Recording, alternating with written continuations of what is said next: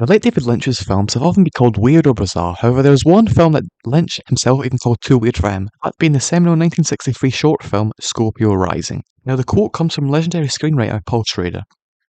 You sent him a VHS tape of the film. A year later, you met Lynch at the premiere party of Blue Velvet in LA and asked him if he got the Scorpio Rising VHS. Oh yes, Paul, I got it, thank you. Did you watch it? I did. And what did you think? Well, to be honest, I didn't like it at all, Paul. Oh, why? I don't know, I found it weird, end quote. Which addresses two things, Lynch's thoughts on the film, and the fact the film has been said to have influenced Blue Velvet, though this confirms that not to be true. Though Scorpio Rising does appear to be one of, if not the first film, to put the song Blue Velvet onto film. Now, the film is very strange, as it's somewhat hard to tell what's even going on due to there being no dialogue, and the way in which it's filmed, and the editing, which has its fast-paced, especially considering the time it was released in. And the film is considered to be one of the first music videos / predecessor to the modern-day music video, which I can see, with the lyrics often being in relation to what's going on the screen. Of course, on a larger scale, but the Beatles' film A Hard Day's Night would do something quite similar with the song Can't Buy Me Love a year later. This music use would be highly influential on another seminal filmmaker, that being Martin Scorsese. And of course, you can't forget the extraordinary Scorpio Rising, Kenneth Anger, an underground film that was made in San Francisco with use of popular music. It's hard to describe the picture. Those of you who've seen it, you know. You can't forget it if you don't know about it. Yeah, no. This is a famous. He just got the LA Film Critics Lifetime Achievement Award the other day. Kenneth Anger is quite extraordinary, great artist. And anyway, but it was a 25-minute film, and I saw that, and I said, well, people could do it. And so I just took the music that I knew of. Film Drive also taking its famous scorpion jacket, I think, deliberately from the film. The film being so provocative that it even went to court for obscenity charges, though it would win. Now, the plot, if you can call it that, well, gay Nazi bikers get ready for a night of debauchery. The first 10 minutes or so follows them pairing, firstly making their bike, working on the engine, setting the songs with Full Rush In, Wind Up Doll, and My Boyfriend's Back. And then we get the title card.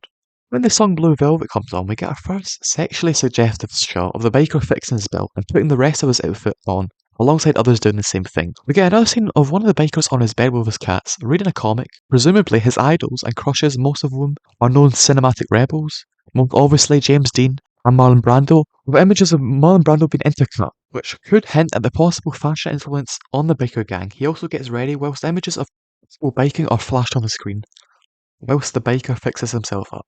We can see a newspaper article about a fatal motorcycle crash in Times Square, which could foreshadow the ending of the film. We see a biker take some sort of drug, perhaps meth. It could be hinting at the character being suicidal, thus the noose in the background, and some sort of symbol of death beside it.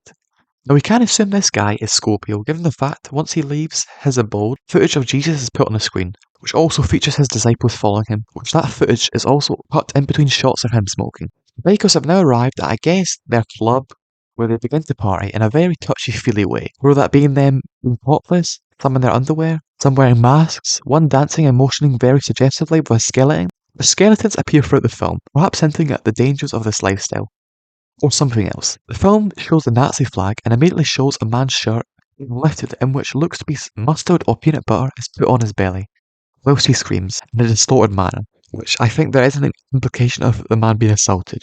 The World War II imagery continues, and we see the bikers have some sort of race. The imagery of Jesus is replaced with, of course, Hitler.